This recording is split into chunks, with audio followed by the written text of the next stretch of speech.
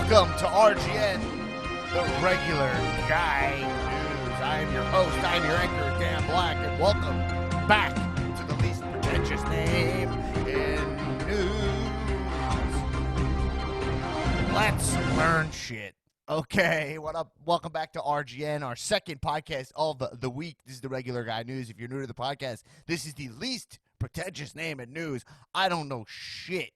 Okay, I'm looking into what I'm a news junkie. I'm watching the news. I'm following this election. I'm following this ever-changing world and the climate that we live in. And I'm saying, what the fuck are these news people talking about? And I'm looking into it.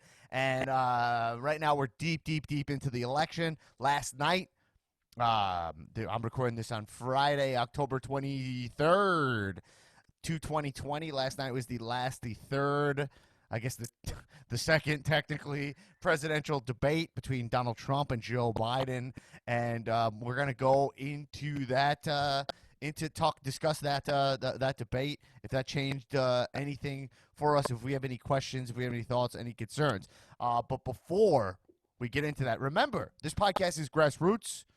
Give us your donations, and by donations I mean 5 stars on Apple Podcasts and telling one friend about the show. If you listen to this podcast, you enjoyed it when you turned it off, then consider just telling a friend, okay? That's all. That's all we ask. Appreciate that. Also on this episode, we're going to talk about the debates, but also I follow up at the end of this episode with Tim Vick, Undecided voter, to see if he is decided, and I'll give you a little preview. He has made his decision about who he will vote for. So that's how we'll end this episode, with Tim Vick deciding who he will vote for. He watched all the debates. This is his first time, a 39-year-old man. This is his first time. Well, he said almost 40, so I'm assuming 39. I forget his age. He might be 38, okay? Is that can I make these kind of mistakes? What am I, Don Lemon? Show respect. Here's the deal. All right. Tim Vick, he has never voted in a general election in his life. So this is the first time he's ever voting and is ever paying attention. And so pretty great conversation with him. Check that out at the end of this podcast. But before we talk to Tim, check back in with Donnie Tim. Let's head out to the field and introduce our only RGN correspondent. She's out in the field. Erin Finnerty, do we have you via satellite? Erin. Erin. Dan, do I have you? Are you there? I'm here. We're connecting well. Your connection's good. Hi, Dan. Thank you for having me. Absolutely, Erin. Erin, how's it going out there? Where are you reporting from? Dan, this is day 129 of my being embedded in Los Angeles, California, in my own apartment. I don't know why I even asked. 1 mile from your apartment. All right, you're back in the same place you always are. I knew it. I had a feeling. Frankly, I knew it this time. Yeah, saw it coming. Part of what makes us not pretentious on this podcast, as a matter of fact, many would say the least pretentious. People are saying that. I'm getting rave reviews on the lack of pretension. Is the fact that we hear from you guys. So you can send us an email if you have any thoughts, concerns, questions, or contentious feelings on regularguynews@gmail.com. Send us an email. And this week we got an email from a frequent emailer, Sean W. Sean wants it to you. Sean wants it to you? He pulled a Mo from Simpsons on me the first time I read that. Like, Sean, what's it to you? Oh, I see what you did there. But he sent us an email responding to us discussing Amy Coney Barrett hearings last week, and I felt like he had some really interesting points that I want to point out in here. He wasn't exactly asking me a question or anything, but he goes into a lot of detail. I won't get to all of it, but know that, Sean, I did read everything you said here, and but he made some points. He said the whole Amy Barrett hearing, by the way, she will be confirmed the next week. Odds are she'll be going to the Senate to get confirmed, and it's going to happen. So we will have a 6-3 conservative justices on the Supreme Court. If you could listen to our episodes a couple episodes back, I didn't know any of this shit, but now it looks like Justice, Justice John Roberts is a conservative, but a lot of times would side with the Democratic side, and that was kind of the balance there of the five. That's why you see a lot of 5-4 votes. That will be no longer because Amy Coney Barrett is extremely conservative, extremely religious, called herself a textualist, which we went into in a previous episode. So the Supreme Court about to get very conservative, people. So a lot of laws of the land that you hold dear are going to be, but could possibly be changing. We'll see. We went into that in a previous episode, but I want to say what Sean said. He said a couple things.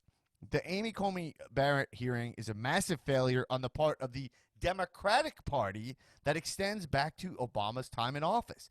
In checklist form. I love this. Simple checklist form.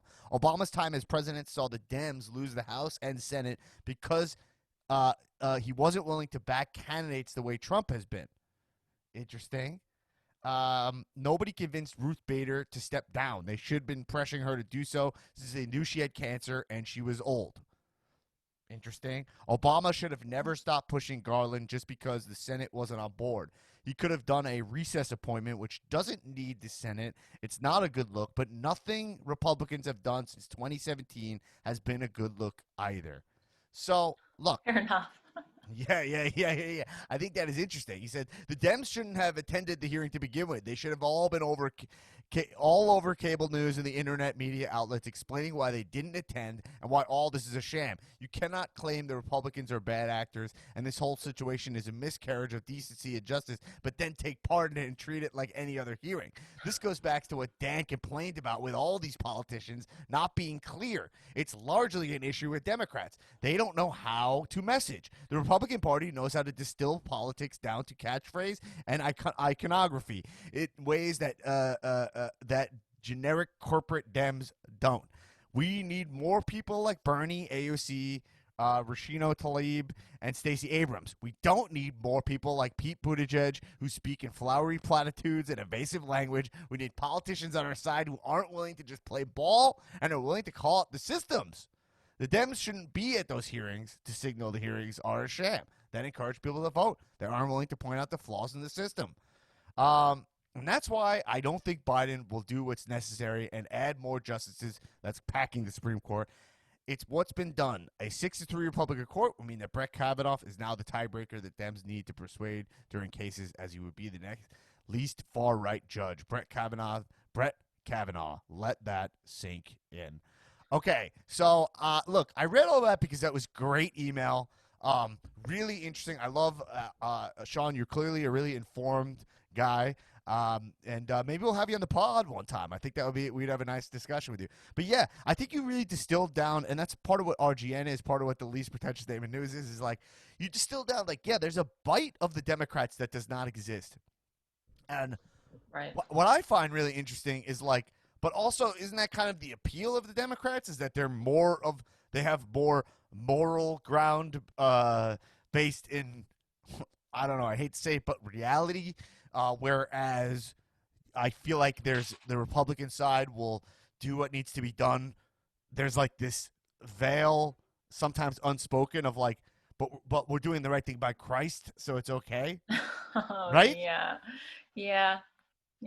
Or we're doing what's best for. Sometimes it's Christ, and sometimes it's like the flag, like a national, like an American flag thing, a patriotic thing, like veiled with patriotism.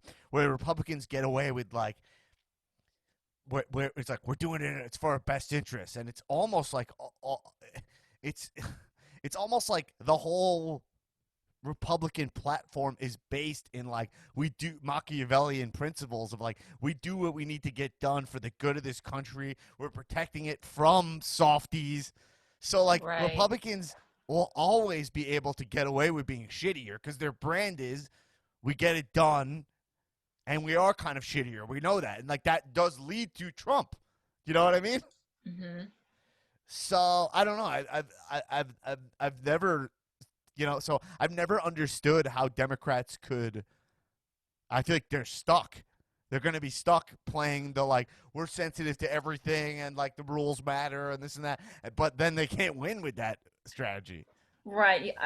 It's like if one side's playing hardball and you're like, no, we're going to be civil and by the book and follow the rules and the precedents that are set. It's like if the other side's not doing it, Yeah, because like better get the with the times. I don't like this recess appointment. Like there were ways, which is how they for Merrick Garland, which was like Obama's Supreme Court pick. There are ways this recess appointment thing, and the way that they put Brett Kavanaugh through. There's ways to get around a lot of precedent that Hmm. are shitty Yeah. and are evading democracy knowingly. And the Republicans do it, but like if Democrats start doing it, also like I don't. That doesn't feel good. That's you know what I mean. That's like Yeah. It so doesn't feel good, but would it feel good to get things done also? I absolutely, Yeah. absolutely like, but like Ruth Bader Ginsburg, like I saw someone, someone. I saw some people being like, if you're saying that she should have stepped down during Obama, like you're being an asshole or something, and I was like, wait, why? I mean, It the makes a lot of Republicans would sense. have done that. They would have been Right. like, you need to step down now. Like They our would have. time is running out. Like you have like let's do this She's like now an because it's elderly going to happen. woman riddled with cancer who cared about her seat going, and then she essentially, listen, I'm not shitting on her grave. She's a hero, and Hmm. I know like that's a hard decision when it comes down to it. You love what you do, and you feel like it's what you live for, especially if you're sick. Discounting the fact that she's sick, like there's a lot of people who we've seen it with grandparents and stuff where like the second they stop working, they die. It's almost like Yeah. a phenomenon. So how about the times where like somebody's spouse dies and then they die like a couple weeks later or something, and you're like, Hmm. it's hard. There's an X factor of death, like where it's like a shark needs to keep moving or they die or whatever. So it is kind of like I understand why that's a tough decision.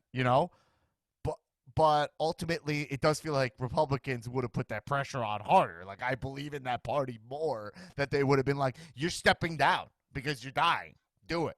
Right. Right. Um, and yeah, Trump backs these candidates. Like even if they're QAnoners, he's like, whatever, they're on our side. He doesn't even give They a like shit. me, so Anyway, the other thing we're not saying is that a lot of this, and I don't actually know this from the Democrat side or whatever. I don't really follow the money enough. I wish I did, but if you look at like the Koch brothers, like and big Republican donors, like huge, they like if this is going on before Trump. If you go less conservative, you right like you're done. So like meaning they're gonna have someone run against you, give them a shit ton of resources and money, and then they'll push someone who's more conservative. So you see it like every time a Republican speaks against Trump, there's this pattern of like they're retiring, like they're not running yeah, for reelection, and right. that's ultimately the biggest problem in our democracy that is talked about but not talked about enough from everything I look at, which is unlimited campaign financing. Hmm. And all day, Bernie and AOC and even Biden, he says his last night he said it his average donation is $43. You know what I mean? But it, I don't know. It matters, but does it? It matters a lot, but if somebody's gonna give fucking $1 billion, if someone's Well, allowed to yeah, give and you 10 million, then right. I mean, I you're think gonna the owe them Biden something. campaign has a ton of money, right? Even though the average is $43, like Yeah, and like that look money's at coming in. ultimately who became the president Right. it would be Biden. He's the one who has super PAC money. So Yeah, exactly. Anyway, Sean, great stuff. I mean, I don't. You know what? I don't really know. It's because in a weird way, I feel like the Democrats have a lot of work to do on their party, the same way that there's a lot of talk about the Republican Party because of Trump. He's such a symptom. But like Democrats are also starting to split. Everyone's changing. It's going to be interesting. Yeah. And I hope I don't like this court packing thing. I don't love that. I feel like I see that, and Biden said it also. I see that coming to bite the Democrats in the ass. You know, Yeah. the problem is that if you're a Democrat, if you're a Democratic Party, you have to do it because then you're not. You have to like fight fire with fire. They have no real other option. Like the the Republicans are playing so dirty. You know, Right. At some point, you have to kind of just like start playing the game just like they are. Anyway, Sean, great stuff. We'll talk to you. We'll talk to you again. Yeah. I Thanks, Sean. appreciate your passion. Um, I appreciate your passion and how you bring that to the pod. And we kind of have the discourse that I'm proud of on this podcast, where it seems like you've disagreed with me before and you've gotten frustrated, but you come at me with the facts. And me, I've spoken to Trump supporters on this podcast. I spoke to Tim, who, you'll hear it. Tim has a lot of Fiercely stuff. undecided voter, Tim. Tim was the undecided voter. You hear him like there's things he say that I don't agree with. He has an admiration for Trump that I don't at all. And so let's talk, people. Anyway, Erin, let's talk about the debates last night. Okay. Oh, the debate. Yes. So last night we had the third / actually the second presidential The debate. second. And listen, I think the consensus on this debate was that it didn't change people's minds. We already know this is the most decided election already, and also 50 million people have voted already or something. And like the election is turnout, well underway in record numbers in some states. Yeah, it's already. crazy. Yeah. It's actually kind of nuts. Like when I think they said 20. Last I saw, this was a couple days ago. 25% of the 2016 total vote is already in. Yeah, and more people in Texas have voted already than voted for Trump in 2016. Yes, so people are moving in a new way that crazy. they haven't in a long time. Yeah.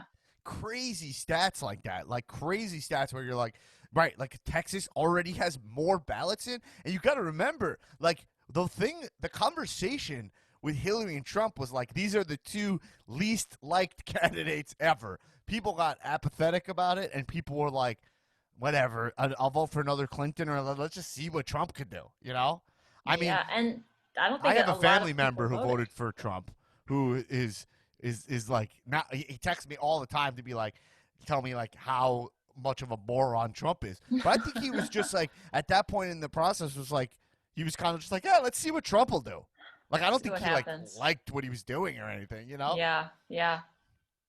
Um, Well, and a lot of people I think just looked at both candidates were like, I'm not voting at all, and didn't turn up to vote, period. But now people are super mobilized because of the last 4 years. So right. So again, that all to say, it didn't really move people's minds, but can we really?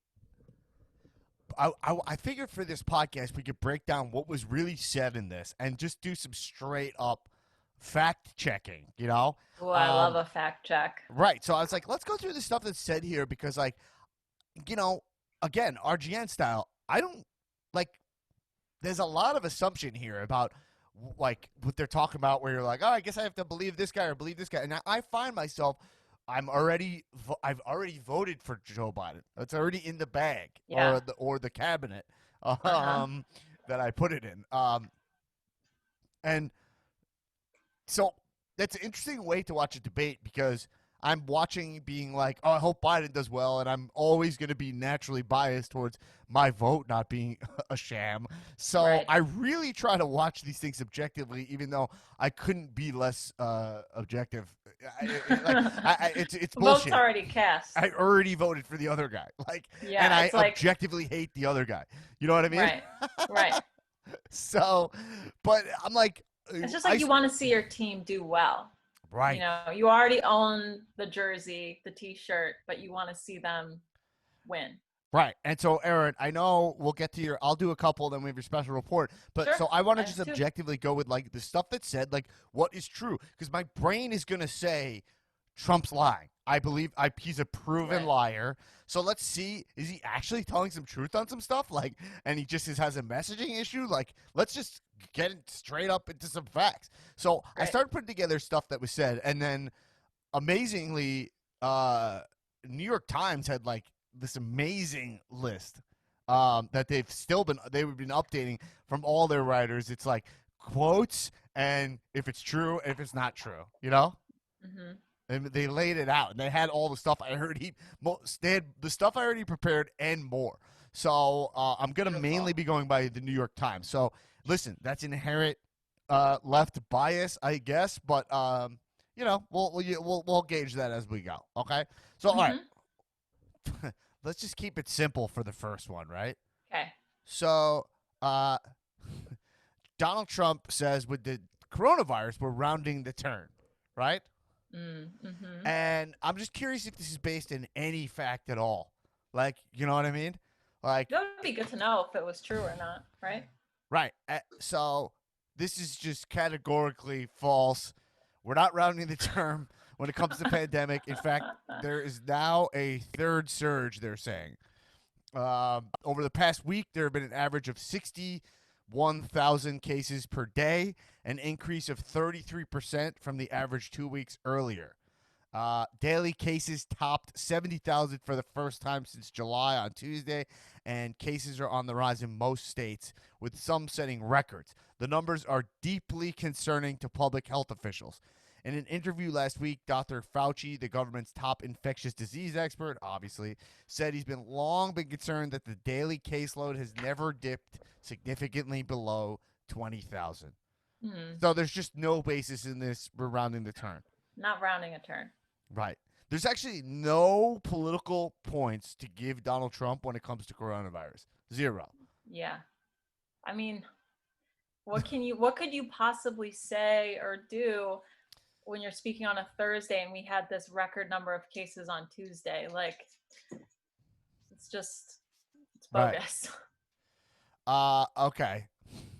Cool. So uh, uh okay, so here's the thing. Donald Trump says that Biden never did a thing he never did a thing except this is when it comes to African American community. He said he Hmm. never did a thing except in 1994 when he did such harm to the black community, and he called them super predators, and he said it, super predators. So this is false. Mr. Trump has said repeatedly that Mr. Biden used the term super predators in reference to criminals during debate over the 1994 crime bill. Mr. Biden never used the term. However, it was used by Hillary Clinton, then the First Lady. Are we a little confused, Donald, Yeah. with who you're running against? So Biden never said super predators. Super predators is a 2016 playbook for. But Oops. but one thing that's really interesting here, and this ties into my conversation with Tim, is the 1994 crime bill, which Biden was a part of. He said straight up in the debate was a mistake. Yeah, he owned up to that He just and said has like owned up to that. Yeah. right, and then so okay, like that's it. So that's a huge deal. It's like Hmm. we don't hear any mistakes. Donald Trump said, "Would you do anything different on the coronavirus?" Which now he's saying we're rounding the turn, and he said not much that he would do differently. No, he said that our response it's perfect. It's been great. Right. So We're doing I don't great. know. I'm just interested because it's interesting because Tim, as an undecided voter, he's kind of given Trump. You'll hear that he was like, "Yo, I wish he would just say I messed up," Right. like I thought admit then that. too when Biden said it was a mistake, I was like, wow, this is huge because it's a politician on stage saying, I did something wrong in the past, but now it's 2020 and we live in a different world and I want to make things better. So that was huge and the opposite of anything Trump has ever done. Right. Now, here's something which I thought was like an emotional part of this debate, which was about the 500 kids.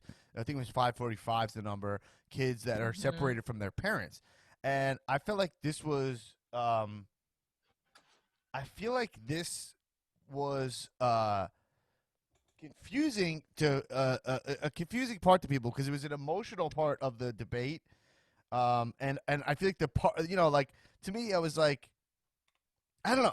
I felt like I was like, what? I don't actually know about the border crossing situation. Like I know, like Obama did. People like he built those cages, and it's like a lot of this. And Obama deported was did record number of deportations, more than George Bush. You know, so it's with the immigration thing. I find it personally a little confusing. Hmm. So I think this is interesting. But I did think it was Biden had that claim of saying he said straight up like, well, I'm not Obama. I was the vice president, and he's like, I here's what I'm going to do going forward. You know, uh, yeah, interesting. Okay, so Donald Trump said we're trying very hard to, he's saying in the context of getting the kids back with their parents, right? But a lot of these kids come out without the parents. They come over through cartels and through coyotes and through gangs. Okay, so this is false. This claim by Trump, as he was pressed over his administration efforts to reunite families who were separated as a result of his zero tolerance family separations policy, court documents filed this week made clear that 545 of the migrant children still have not been reunited with their parents. The Trump administration fought for months against providing data on families who were separated, arguing that it was not necessary because the children had already been released from federally overseen shelters and foster homes into the care of sponsors, who are typically relatives or family friends. Lawyers for the ACLU challenging the family separations policy have said that the administration's delays in providing information on the families resulted in the loss of essential time to track the families down. Mr. Trump also claimed the children detained at the border are well taken care of. The administration last year came under the harsh criticism when it was discovered that the children were subjected to sickness and disease in unsanitary cells for weeks longer than legally allowed without adequate soap and toothpaste. Mm, Okay. So the that's a tough one. right, because that situation is there's a zero tolerance policy uh when when this is I don't know the details of it, but when Obama was in office, it seems like this was not the case. Yeah, It I was think not that. zero tolerance. It was not like no matter what to de-incentivize people from crossing the border. They're like, you're going to be separated with your kid 100%. Yeah, and Mike explained it to me, something I didn't know last night. I don't remember the exact details, but I think that at that time it was like a 72-hour hold situation, and then you were in the facility, but for 72 hours max, and then reunited and sent back. Right. You have to fact check that. I don't remember exactly what it was, but it was a Right. different rule. Yeah. Interesting. Okay. So when it comes to the kids, so I know Obama did build the cages, but they had a completely different purpose when they were built, Right. right? Hmm. So I think that's kind of misleading by him as well, which is like who built the cages, and that's the kind of thing with Trump is like, uh, that's just like the thing where you're like, just fucking be honest, man. Which is like you're like, Right. we don't want these people in our country. Just say it. Like, Right. it's like you say it when you're at your rallies. Like we see those rallies are also on tape. Also, Yeah, you they know. play them on CNN. Like we're all seeing them, both sides. So like, and now that Melania is on tape talking about the same, Melania was recorded. This just kind of went Her phone underreported, call. but Yeah. Melania was like, "Oh, I went there. They're treated better than they are in their countries." Like she also had no sympathy for these people crossing over the border, and Right. she's an immigrant. You know. Right. Yeah. All right. So anyway, so in that situation, there's I don't know. I just feel like that's either your choice. I mean, that's a personal moral decision there, which is like, but ultimately, fine. Let's say you're someone who's like, listen, we have to be. There's got to be consequences. We can't just let anybody come over the border. Okay, that's where you stand. Fine. And then you have the other side, which is like where and you are, which is like, hey, we have to still be moral. Like if we lose, it's like why John McCain, who John McCain was like, oh, well, we don't torture because then what makes us different? You know? Right. And he was Exactly. tortured. And right, so you're like, well, we're supposed to hold ourselves to this higher moral standard, and if we don't do this, so that's my thought. But okay, I get it. You're like, you need to be harsher. We live in a harsher world. Fine. That's Hmm. not even what Trump was saying up there. So basically, you're also He was saying like just it's denying okay it. for him to dog whistle for votes. That's what you're saying. Right, exactly. Well, and it's just like flat out lies, like saying like basically these kids live in like the lap of luxury. It's like, or Melania saying that they're treated better than they are in their home country. It's like that's so like first of all, how would she know? Second of all, we've seen the conditions and people have spoken out about it that these kids are living in. Like it's not the lap of luxury. It's not okay. Right. Interesting. Crazy. Um, Yeah. So, okay. So, Erin, I think let's throw it over to you because Oh, sure. I was gonna go into your topic here, and I have some stuff, Oh, but I feel like I'll let you cover it. So, Erin, I think you had a special report for us about some yes. debate fact checking as Hmm. well. I prepared two separate special reports today, Dan, on two separate fact checkable Wow. items from the debate. All right, Erin, what do you got? First up, we have Windows. Okay. So last night, and this has come up before, Trump claimed that Biden's platform involves forcing buildings to replace existing windows with smaller ones, or maybe no windows at all would be a very lovely thing in the name of energy efficiency. This has been Trump's kind of go to thing when it comes to energy conservation, climate change, all that. Biden wants to knock, he said Biden wants to just knock down buildings and rebuild them with no windows. He said, let's take your windows out and make them tiny They because we're said going they to want save to take 2 cents on energy. buildings down because they want to make bigger windows into smaller windows. Hmm. As far as they're concerned, if you had no window, it would be a lovely thing. Great. No windows, tiny windows. And the tiny windows thing has been this kind of like meme, buzzword, whatever. Yeah. So this is false. Biden's platform in no way mentions windows. Neither does the controversial Green New Deal. No one talks about windows. And yes, some researchers suggest that replacing old windows with new windows um, can conserve energy, but no climate researcher or scientist or activist supports eliminating windows altogether. And actually, windows don't even have to get smaller in order to meet efficiency goals. They can just be better, like high performance, not drafty, Yeah. insulated, heat reflecting, all these things. Like, I've lived in apartments with drafty windows. I've known people who've replaced the windows on their own home with better windows. Like, we can have windows. It's People fine. do it because it saves them money. Yeah, it So like saves money and what energy. Like, you're not running your heat 24 hours a day in the wintertime because you have cold air blowing into your house in the middle of winter. So yeah, right. that's false. The Windows thing is false. Okay. Hmm. So Windows are a-okay. okay. And so right. So windows are fine. So that's like when the thing with Trump where you're like, what planet do you live on? Because everyone I know, even Republicans I know, are like putting solar panels on their roofs, Yes. and they're like retrofitting their windows and stuff because they're like, oh well, it saves me money. Like it's just kind of smart.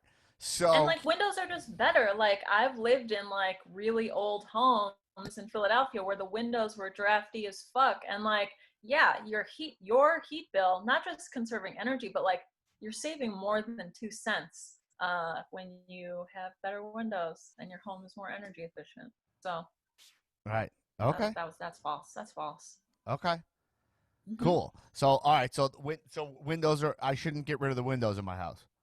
No, you can continue to have windows. It's absolutely fine. Okay, cool. The experts agree. All right. What? Okay. So, all right, Aaron. What? You have another Oh, special yeah, I report for do. us? I have a second special report on wind, not windows, but wind. Okay. Right. There was a So lot of talk about wind there's a last night. lot of wind talk yesterday. A lot of wind talk. So Trump said that the wind kills all the birds. Okay. He said, I know more about wind than Biden.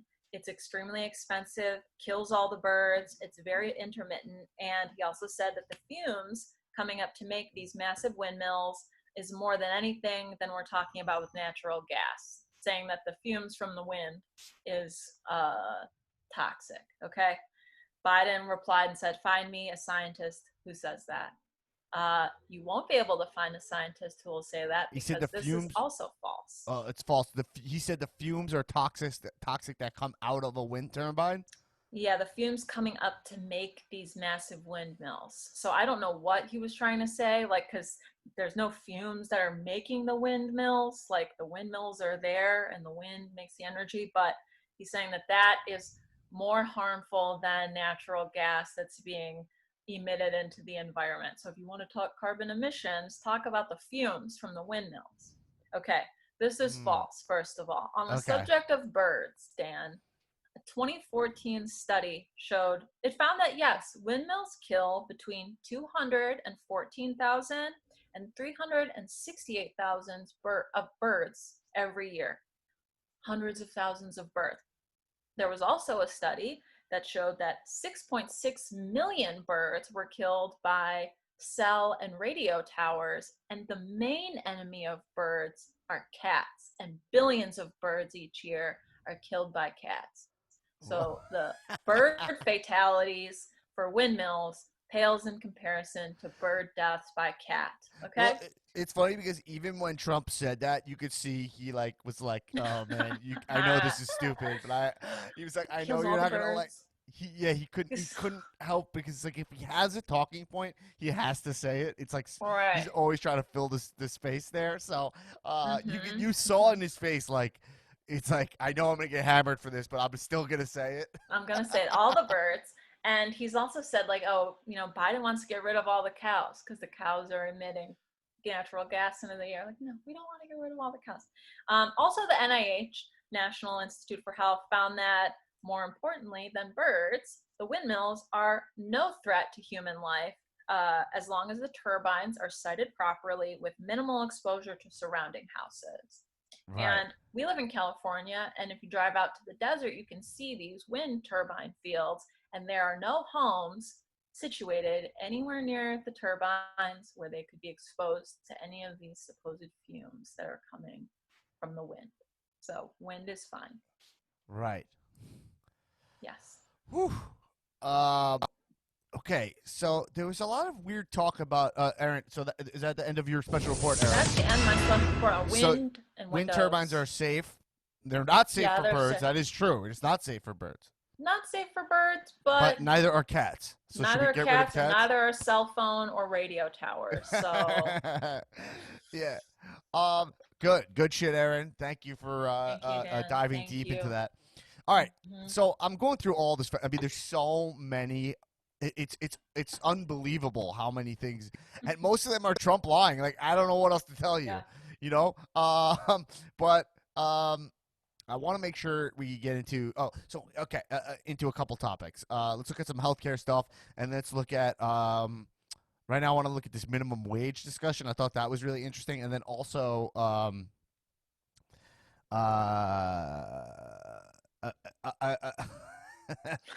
all right. Well, okay. In a second. Okay. I have now. I have like 10 topics. Shit. All right. All right. So, all right. Let's talk about the minimum wage. We'll start with this. Man. There's. Oh my God. The amount of lies are insane. Okay. So, this minimum wage thing. So, Donald Trump said that when you raise the minimum wage, what's proven is that these small businesses fire many of their employees when you raise the minimum wage. Now, we're talking about raising the minimum wage from, I think it's like $7 right now to $15 federally. So that's false. That economic research has not proven that when government raise minimum wage, small businesses lay off workers. Many recent studies have suggested the opposite, that some state-level increases in minimum wage have had no negative effect on hiring. In a 2019 study of businesses straddling the New York-Pennsylvania border, researchers at the Federal Reserve Bank of New York concluded that As the minimum wage was raised to levels above $10 per hour, leisure and hospitality employment in New York counties, if anything, increased relative to the businesses over the Pennsylvania state line. Concerns of diminished employment growth in New York's leisure and hospitality industry as a result of the rising minimum wage seem not to have been borne out. So, uh, I feel like cool. We can look at studies all day, and I gave you the studies. But ultimately, what are we talking about? We're talking about, like, you know how to live. You listen to this podcast. You're a fucking regular guy. Hmm? First off, a lot of you don't even live on the minimum wage. You live above the minimum wage to begin with. Some of you don't even know what your wage is technically because you're salaried and you don't do it by hour, so you don't even know what you're getting paid. But Right. ultimately, and a lot of you get your money nowadays in this gig economy from a bunch of different jobs. So hourly is kind of not even like the way people think about money. But you know, if you broke down your money hourly, that you would not be able to live on $7 an hour. You would not No, be I able to made live on $7 an hour $10 in an high hour. school. No. Right. You would not be able to live on $10 an hour with the inflation rate. Inflation is moving way higher than the minimum wage being moved up. So if they want to move the minimum wage to $15 an hour, you and I both, and we all know that that is crazy fair. I mean, that's not even livable wage still. Right. Right. I mean, I guess it's relative to the amount of hours you work, Right. Or where but you live and the cost of living, I guess. right. And so that brings me to my next point, which is Trump is like, oh well, it's different everywhere.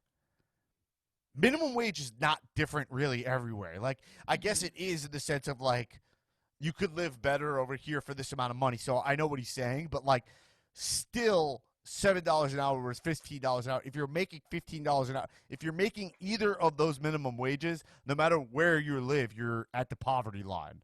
Yeah, and this is the minimum wage. This isn't the average wage. This is wherever you are, this is the minimum amount that you can make working an hourly paid job. So like you can all do the math, but it's not going, even if you live in like, maybe my hometown, which is more affordable than where I'm currently embedded, Right. it doesn't make a difference. It's still, like you said, you're still at that line.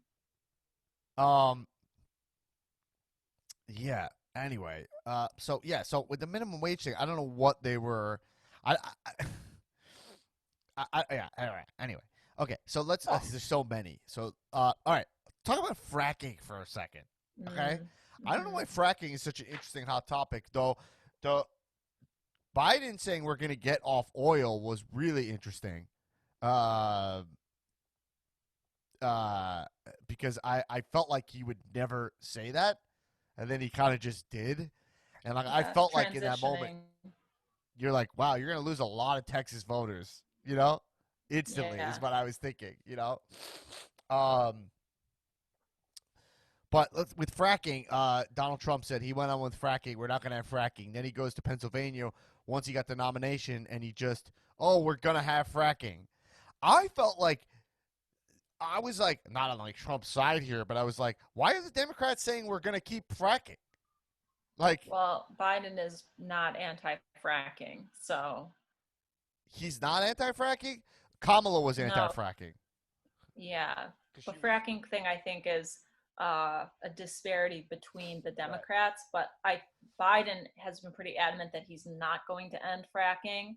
His statement that was taken out of context by Trump, and I don't know if Trump went ahead and posted the video that he claims to have on his website, but Biden was specifically saying no fracking on federally owned land. Right. It says because we need a transition to renewable energy. Right.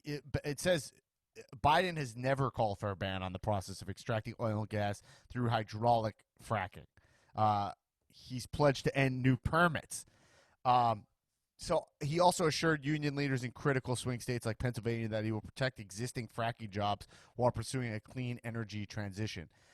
Here's one thing I'll say here. If I was someone who worked in fracking and I Hmm. didn't want to, and I really wanted to keep fracking, you know what I mean? Like, I was You're a like, I don't fracker want for to, life. like, right, like, I didn't want to, like, uh, uh, retrain myself to work on wind turbines or something that's more futuristic. You know what I mean? Yeah. Um, I wouldn't believe Biden. Like I think he's gonna. I think like the Democrats are gonna end fracking. I'd probably vote for Donald Trump if I really cared about fracking, which I don't. You know? Right. I don't know though, because Biden's been pretty adamant, like, I don't want to end fracking. You keep saying I do. What I said specifically was about federal land and not ending fracking. So whether or not Biden will kind of give in and compromise on those things, who knows? But I think he's been very adamant. He's trying to like keep the frackers on his side. And I don't know, if I was a fracker, I'd be like, fuck Trump, basically. Right. Um, And it's the same thing with the oil, because Biden said, like, I want to, part of this whole um, being green thing by is to, 2025. yeah, is to transition away from oil. We're not saying we're going to end oil, stop oil, shut down the oil refineries. We're going to start transitioning, which, I mean, it's creating new jobs, more higher paying jobs, all of that stuff. So, I mean, just depends on how much you use your brain, I guess, when you hear that stuff and think about the context. Right. Cause like it's so interesting because when they keep talking like God, you're like when Trump brings up like H1N1 and shit. I like there's stuff they talked about that didn't matter, but ultimately you're like the stuff that really matters. It's like I'm like, all right, well, cool. Like I felt like that was Biden being like we're getting off oil. Like, I was like, wow, that's really something like I believe in. Like we need to Mm-hmm. figure out. So I was like, oh, that's great. That's something that affects our lives. And then but then we talk about Corona, which is like, I'm like, why isn't this whole debate Corona? Like, I don't even understand when they move away from Corona. I'm like, let's keep talking about Corona because, like, one moment they had where it was like Trump was like, he's going to close down the country if one person on a massive bureaucracy says we should close it down. I was like, that's like feels like I was like, oh, Trump. It's like it's kind of a good point. Like, in my head, I'm like, well, we do have to take some level of risk here because we need to live our lives like we're human Mm-hmm. beings and it's tricky and right there is a level of it. I thought Biden did handle these questions correctly last night, but like I don't know how we shut down do a full shutdown again. Like I don't even understand how we do like what we did in like March. I don't know how we do Right. that. Like we can't pass any stimulus bills and like also what are we just going to keep printing money, you know? Right, I just right. don't even. Yeah, I don't think we can and people are so far gone now, and like we're all in our like quarantine routines. Like, I don't think having a shutdown, even if they were like, we're shutting shit down, I don't think it would be very effective. I think the mask wearing, stuff like that is probably your best bet. But I just don't see the population being cool with another shutdown. Right. I just don't even know what that actually looks like. That's the one of the things where I'm like, It if just seems you're unrealistic. right, if you're a Trump voter and you came to me and you were like, I don't want them to shut down. I don't trust. I trust. I feel like Biden will follow science to like he'll follow the scientists' recommendations to the fault of people's pocketbook. I would understand where you're coming from. I still think it's in our best interest to not neglect science, whether it's Right. climate change or coronavirus, even though they are interrelated. So I would push back in that way, but I would kind of understand that point there. And so that's like the thing that why I'm like, why are we moving on from Corona? Like, what does this exactly look like? Because in an interview with ABC in August, Biden said, if the scientists say shut it down, I would shut it down. I would listen to the scientists. Um, there's going to be no need, in my view, to be able to shut down the whole economy. He said like later on Mm-hmm. in September. So then August he said I would shut it down. Then he said, oh, like with me, there's going to be no need to do it. Uh, and so he's backed away from saying like he's he's backing away from saying like we're going to shut down again. That's not popular for people. They need to feel like Right. we need to follow the science so we don't do it. But like then they're also saying this like this dark winter coming, and Trump's like, "There's no dark winter. It's going to be fine." And you know, I don't know. You kind of like even with Biden, I'm like, what exactly? I don't. What are we going to do? You know? What's our game plan here? Yeah, so it's like he said, "Oh, we need plexiglass," and then Trump's like, "Oh, putting up plexiglass is expensive." And it's like the problem here is that there's no actual discussion when it comes to coronavirus because we've seen Trump do nothing, and then he's just like, "Oh, plexiglass is expensive," and he finds every excuse to like say why it's fine to do nothing, and he seems no way to like actually turn it around. So, I'm glad that Biden is moving away from like full shutdown because Right. it's just like unrealistic. And it's really all this is going to depend on this election because if if the Democrats flip the House and the Senate, then we'll get bills through and the and executive branch, they'll get bills through way easier. Stimulus Hmm. bills, and they can pump money, money, money. Yeah, and like increased testing and all of those things that we can hopefully do to mitigate ever having another shutdown like we did in the spring. Right. I mean, testing is the answer. We said that on our last episode, Yes. testing, and that's just kind of what I feel frustrated by. But there's not enough conversation about testing. Like, what is the testing plan? Where are we at on testing? I just don't know why it's so difficult to speak to American people like why it's so difficult to speak to them on like literally today Biden did a coronavirus plan and I didn't watch it but I'm sure he talked about testing but like these debates where like you'll listen to Tim at the end of this podcast all he's watching is the debates. Mm-hmm. And he's like if you're him you're not getting the full scope of what needs to really happen here in these debates. Right. Well, the So debates are tricky too because if all you do is watch the debates, you don't read a single fact check, you don't listen to this podcast, and you're just taking it at face value. It's really hard. It's not. You're not making an informed decision. You're just picking who you like more. But I think it's always wise to kind of read further into these things yeah. to get a better picture. Okay, and then Biden had said, "Look at the states having a spike. They're the red states. The states in the Midwest and the Upper Midwest. That is where the spiking is occurring significantly." So they're saying in the New York Times this is exaggerated by Biden. Many of the states recently experiencing coronavirus surges are led by Republican governors or are in the Midwest, but blue states and other regions have not been spared. Virginia, Rhode Island, New Mexico, Colorado, Washington all have seen increasing case counts. So Yeah, yeah, I heard yeah. a Rachel Maddow after the debate pointed out that um, North Dakota has like the highest increase rate in coronavirus cases, and they are um, led by a Republican governor. So Right. exaggerated, but some truth to it. Right. So anyway, I mean, it's crazy. If you look at all these facts, they're all like, they're. I mean, Trump just clearly he does everything he says is a lie. It's nuts, or it's like very misleading. Yeah, Uh, totally. so it's a man. I mean, you can scroll through this list all day. It's crazy. It's a nonstop. It's a nonstop list, and I'm seeing which one of these are literally. It's fine. I want you guys to hear from Tim. There's just it's never ending, uh, and they mostly come. I'm trying to find ones where Biden was lying. That's why I'm trying to be even here. Where Biden was wrong. Here, okay. Here we go. Here's something with Biden. He said he has caused the deficit with China to go up, not down. False. The trajectory of the trade deficit with China, the gap between what American exports to China and what it imports has gone up or down depending on how you calculate the numbers. The trade deficit in goods with China fell sharply between 2018 and 2019 as Mr. Trump's tariffs on Chinese goods cut down on trade between the world's largest economies.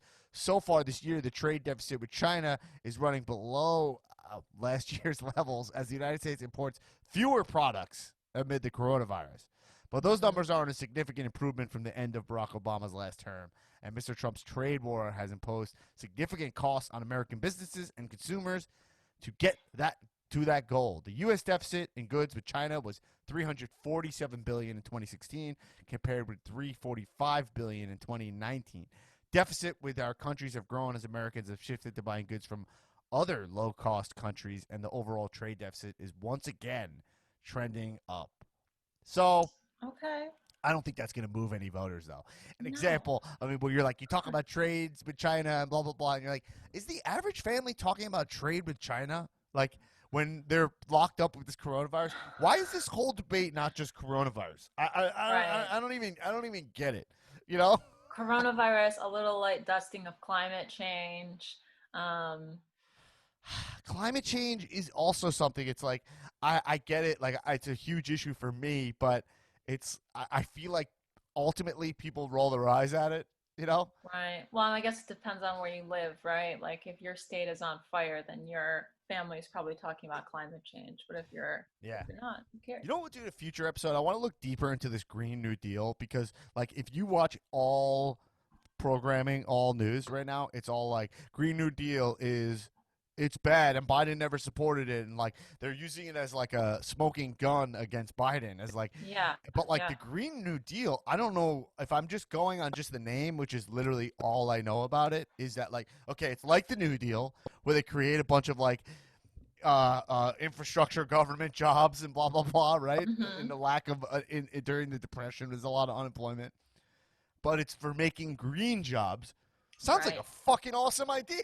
Sounds like Yeah, and smart. like also Biden does talk a lot about all the jobs that will be created with um like this climate initiative. So I don't know, but like Green New Deal is such like a touchy phrase. I don't know why though, because it sounds like maybe just Because because AOC is involved and she's uh she's like toxic Trump's enemy number one. for the AOC plus three. right AOC plus three. Because who's that? Who's the three? It's AOC, Elon, Omar, and who's the other one? Elon Omar. I don't know. Yeah.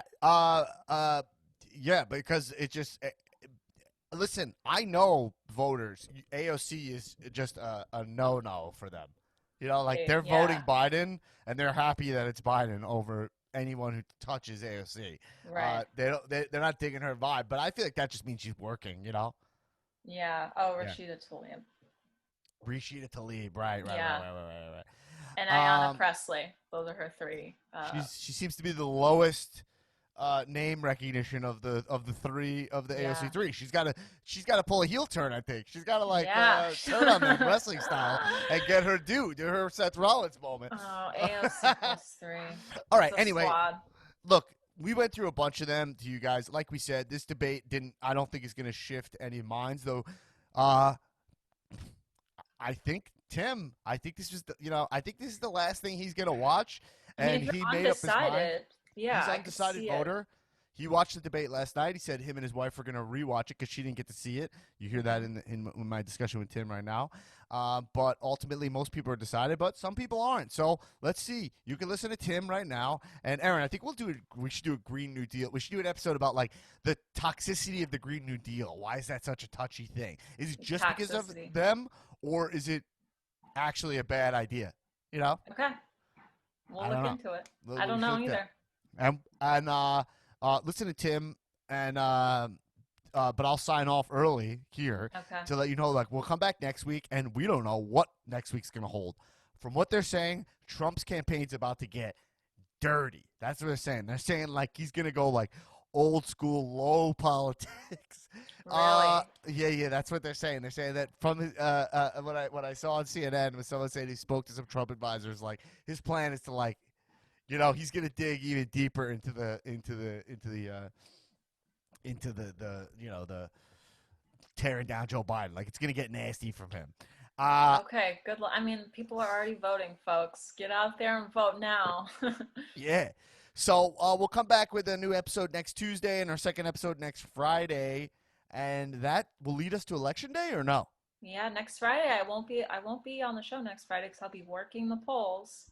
Oh, Aaron will Here in be from LA. maybe we'll Yes. get you live from the polls on break. Maybe we'll call you. Maybe, yeah. I could definitely patch in via satellite from another location. Yeah, that's great. And so yeah, we'll see you next week. Who knows? Maybe we'll next week's gonna be next week. It's gonna be this Yeah. thing's gonna be moving faster than we can anticipate.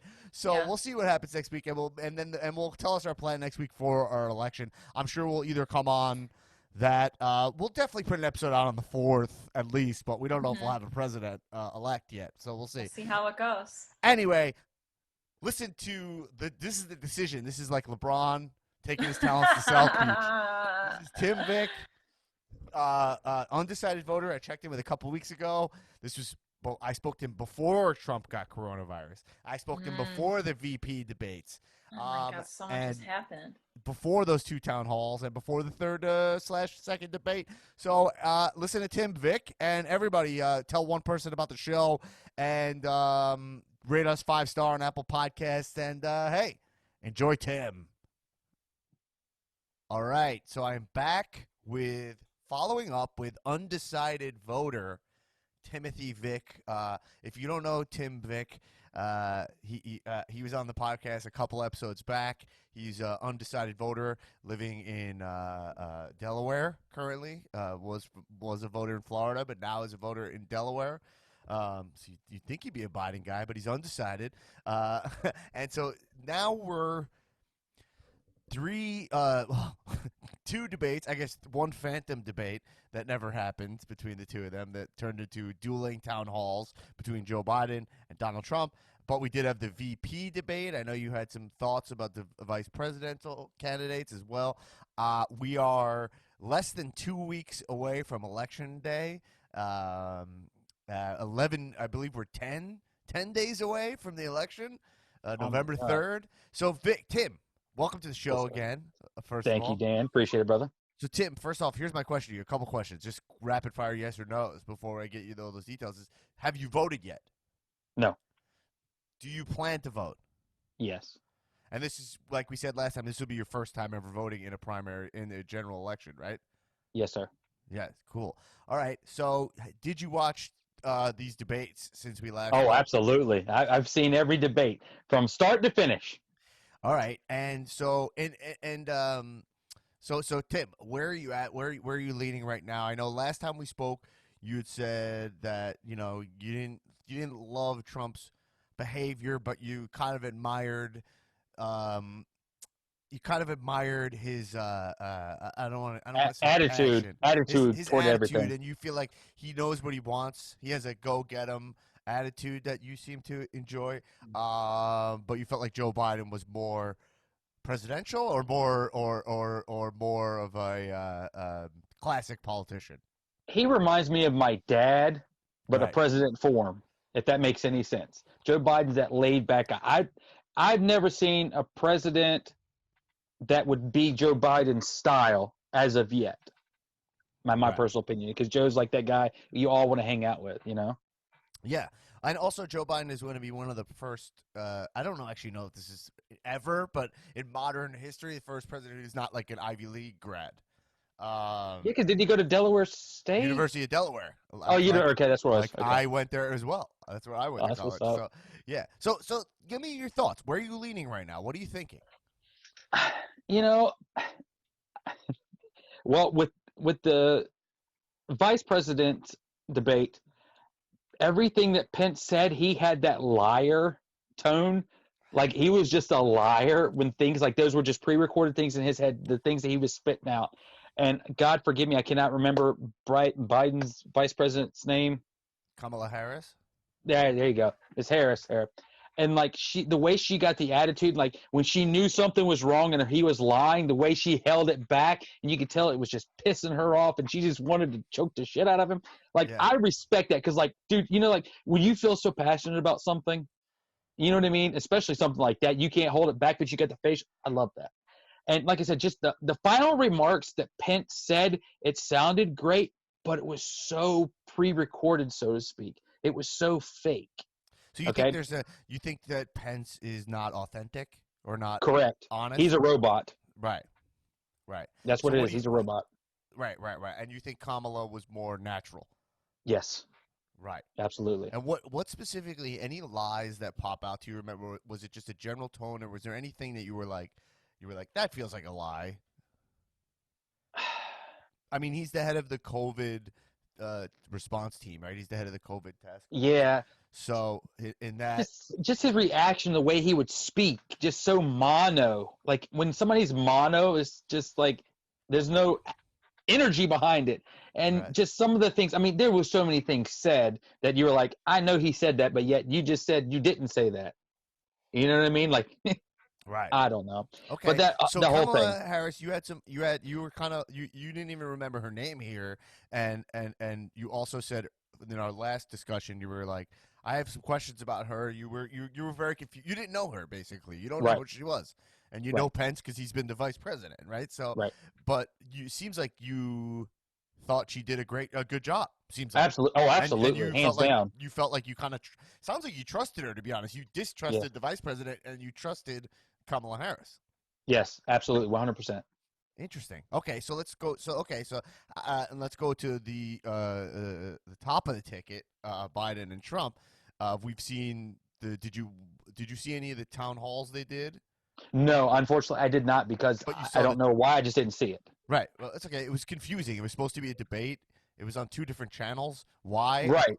I still don't really have any kind of clarity. But since we last spoke, Donald Trump got COVID, Yes. recovered from COVID, has now held rallies again. In 4 days, mind you, he was cleared in 4 days. Okay, so yeah, what are your, and then they had the debate. Where are you at on those two guys? Then their attitude. Which guy are you leaning towards at this point? 10 days out. I will honestly say I love Joe Biden, but like I talked to you earlier, something that scared the hell out of me, and I don't know why. Yeah. But when the whole thing about Iran and Russia, with the whole thing with the ballots for voting, how he kept saying they're going to be held accountable. They're going to be held accountable. Now, Right. This is Joe Biden saying that.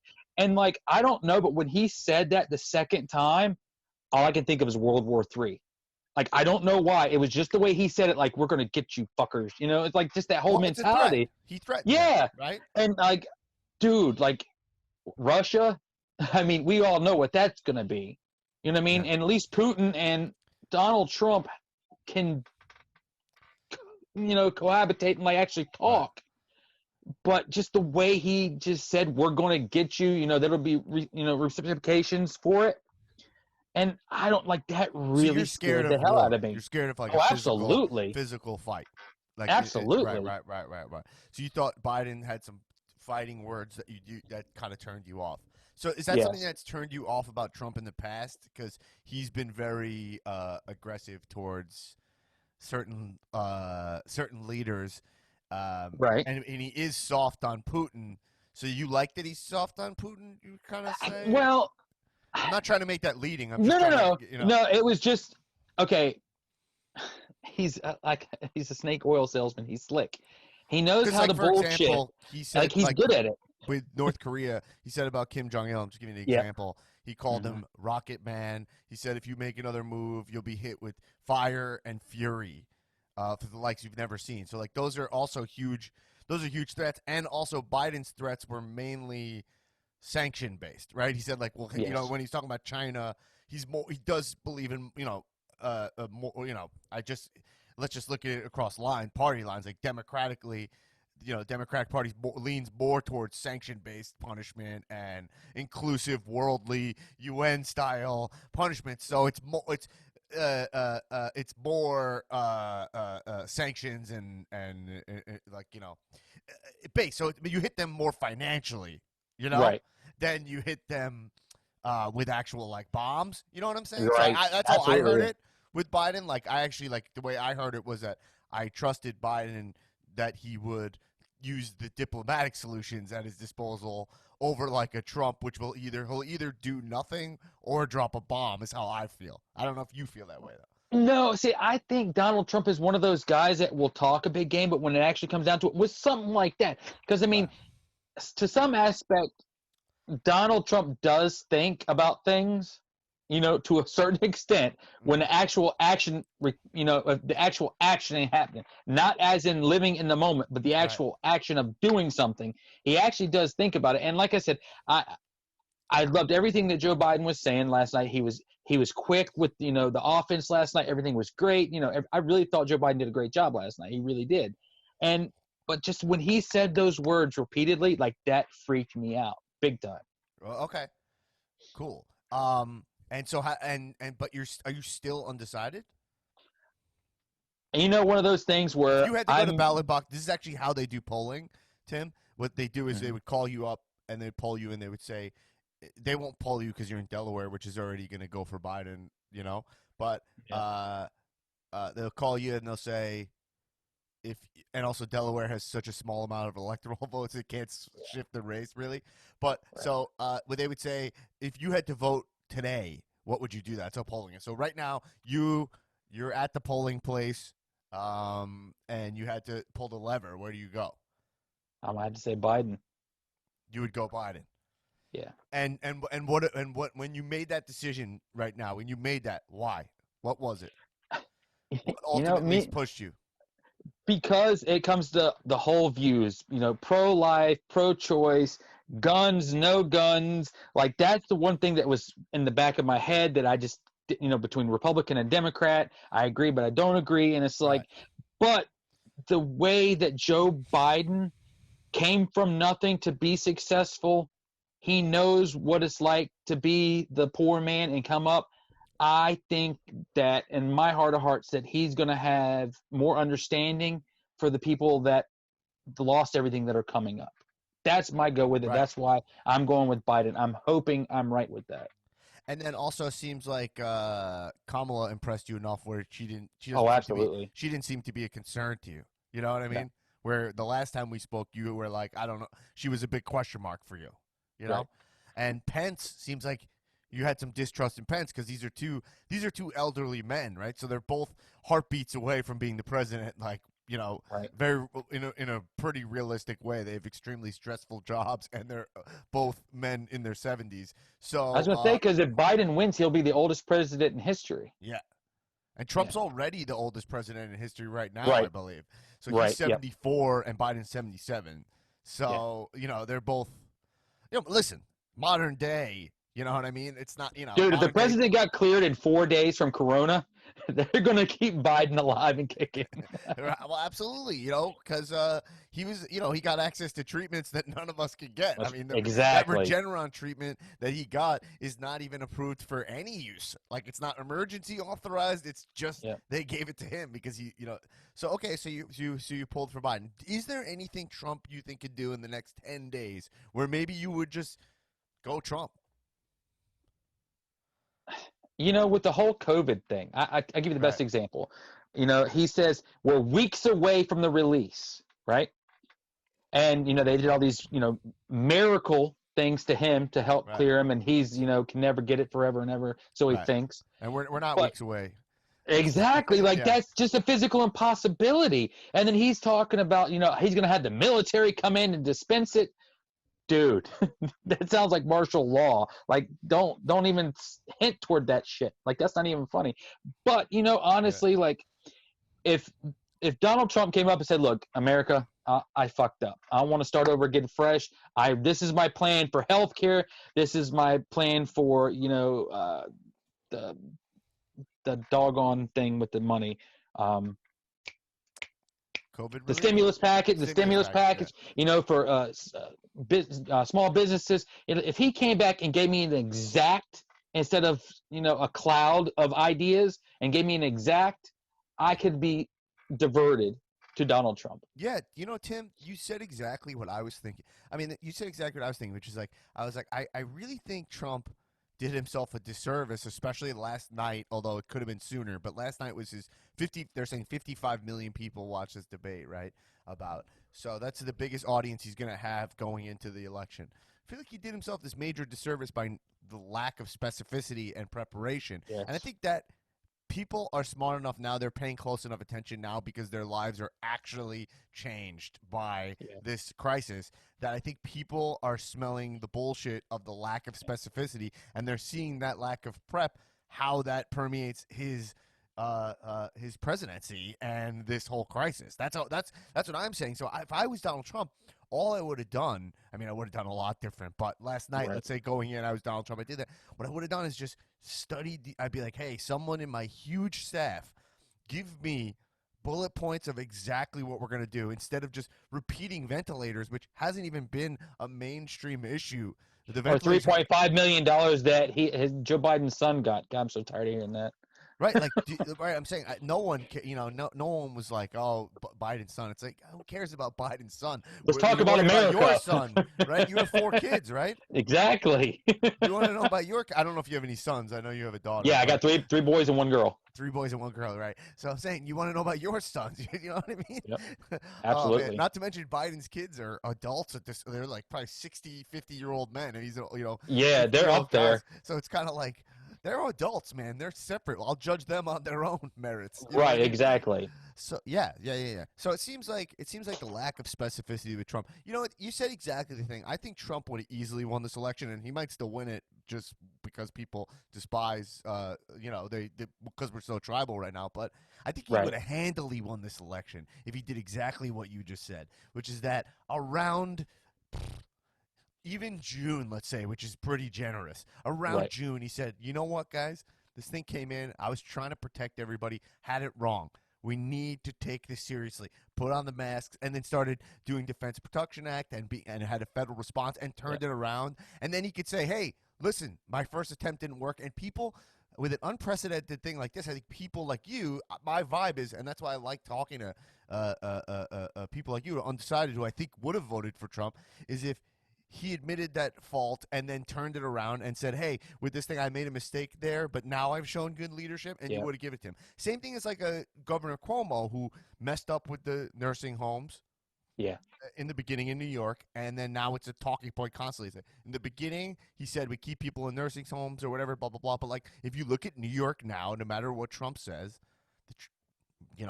that's where I'm from. That all my nephews, they're all back in school. The infection rate is 1%. It's like the lowest in the country. And what did And, he say last night? He said, "There's nobody in my street, my town that I love." What did he called it? no, Something. you listen. He's right. People are leaving New York City because with COVID now we have to be. Those are densely populated area. Oh, absolutely. And so now people are leaving because now this is going to affect our way of life. But that has nothing to do with the government.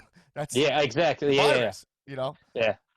So Tim, any other thoughts you had like from the debates? Any thoughts that you had in your household too? I know like you're watching with your wife. Any concerns she has or anything like that you think would be interesting? And see, that's the thing too. Like, my wife's a very undecided voter, and I think she would be great to talk to you. She really would. But I'm giving her point of views, and like I said, like, my wife is the whole thing with the pro-choice and all that stuff, and then She gun is pro-choice? care. No. She's pro-life, Wait a minute. Which one's which? anti-abortion, Yeah, she's anti-abortion. right? Pro-life, Right, pro-life. Sorry, thank you. Right. And then with the gun thing, like, if And she's Second Amendment. Second Amendment. And yeah, she's pro Second Right. Amendment, and she's like, it's our right, So I'm trying to break that down. Where Democrats say this, Republicans say this. However, that line's drawn in the sand. But then we've got person A that's already got a healthcare system that didn't work very well, that Right. needed to be revamped. And you got another ones over here that said that they've got an idea but has said nothing about it. Doesn't give us any exacts. They're just saying they have an idea Right. Like about it's a pre-existing. That's it. Right. We got a plan that just needs to be fixed a little bit versus I got an idea, kind of, sort of. You know what I mean? Right. So, like, I'm trying to say each one of these things. And like I told you last time that my wife doesn't think a woman should be in the White House, for so many different reasons. And that's funny to hear from another woman. I mean, that's hilarious to me. That's to me that's wild. I can't relate to that opinion at all, but that's my opinion.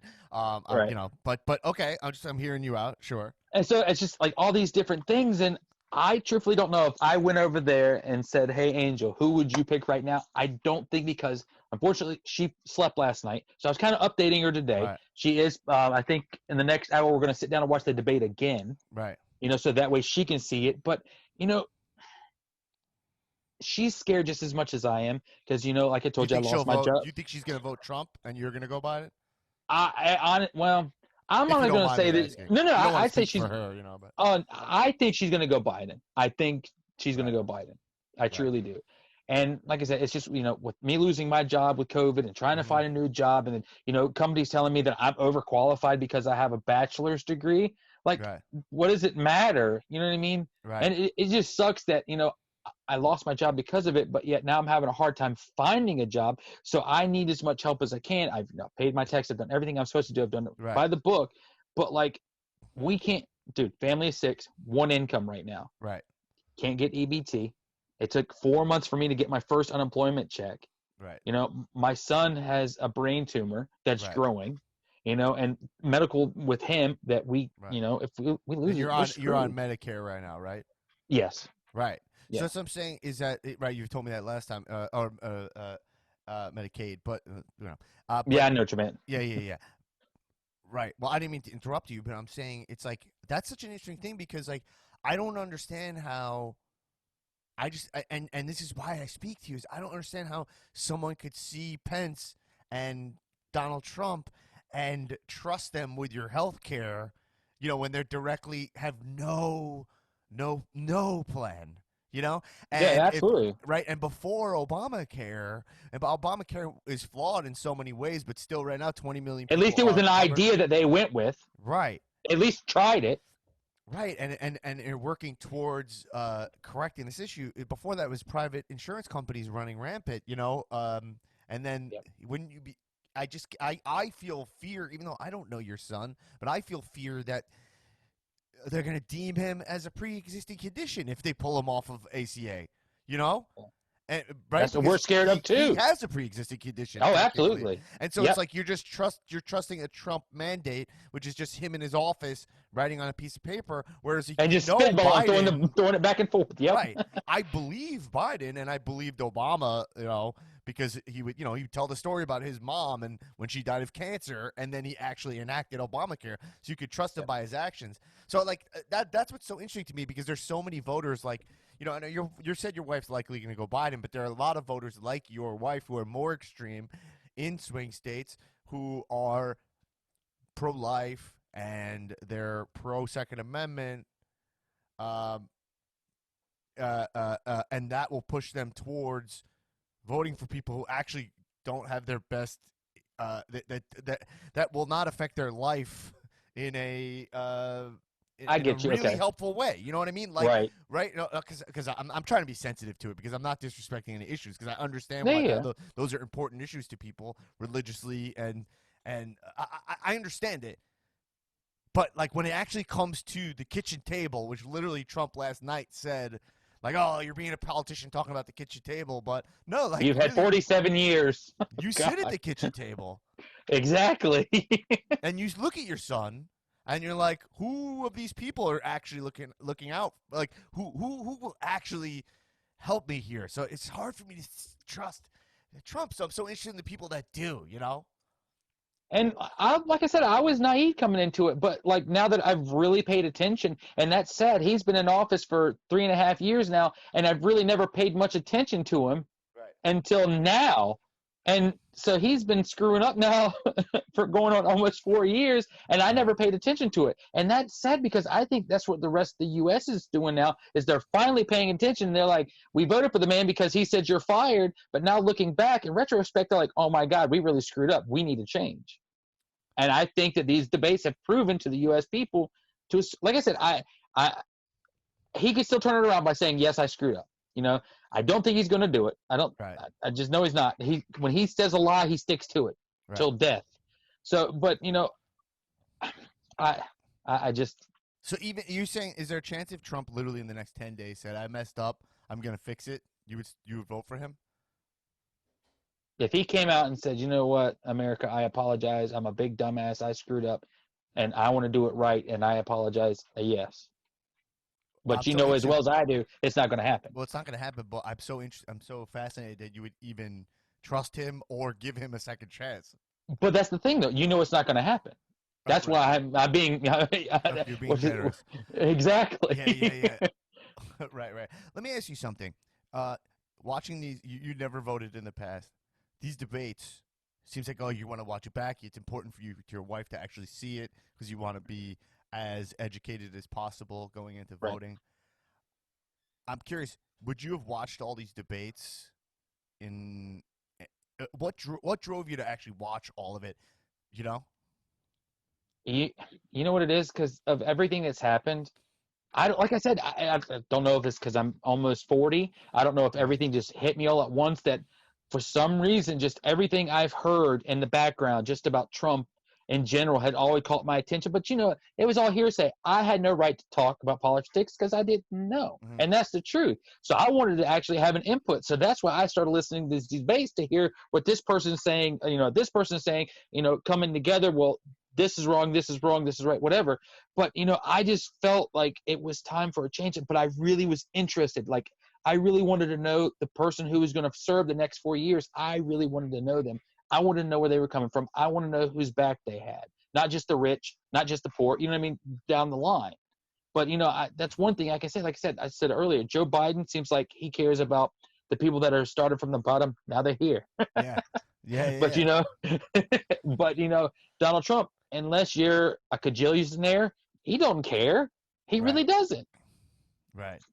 So, Tim, awesome. Thank you for giving us your process, and telling us where you're at. Let me know if for any reason you decide to vote for Trump in the next 10 days. Okay. Yeah, I Please got let you. me know. I need to know if he did anything to sway you back the other way. All right. I would be fascinated by that. And also, I want to make sure you get another a plug-in. Like, how can people find your company? All right. On Instagram, it's at To The Extreme Belts, Yeah. and on Facebook, at Extreme Belts. They wouldn't let me do the whole To The Extreme. So at Extreme Belts on Right. Facebook and To The Extreme on Instagram. We modify belts, meaning replica belts. May it be restoning, re-leather, crazy modifications. Right now, I've got 2 Louis Vuitton belts that I'm working on. Yeah. That I'm very excited about that we finished today. Thank God. Yeah, these are pro wrestling belts because Tim, Right. Tim and I are connected through my wrestling podcast, and our wrestling fandom. Awesome. Well, Tim, thank you for stopping by the regular guy news. Appreciate it, and Oh, let I me know greatly appreciate it, brother. if you switch to Donald. Let me know. Absolutely. You'll be the first to know. All right, take it easy, Tim. All right, brother. See Thanks, you, Dan. man. Later, dude.